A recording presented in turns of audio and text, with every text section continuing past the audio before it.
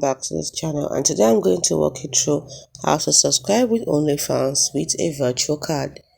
Now, OnlyFans has become one of the most popular content platforms globally, offering exclusive content through a subscription model. But for many users, especially those concerned with payment privacy or card verification issues, using a regular credit card might not be ideal. This is where a virtual card comes in. For example, Buvei.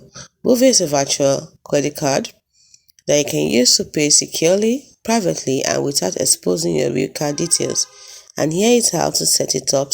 1. You have to go to onlyfans.com and log into your account.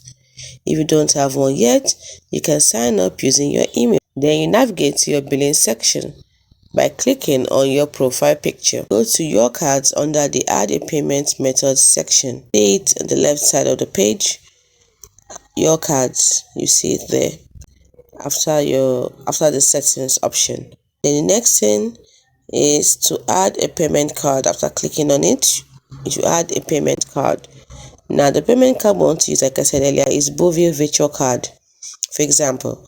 So you add your card number, expiry date, and the CVV, and your billing name. Just use the same name as the one on your Buvei card or virtual card that you're using.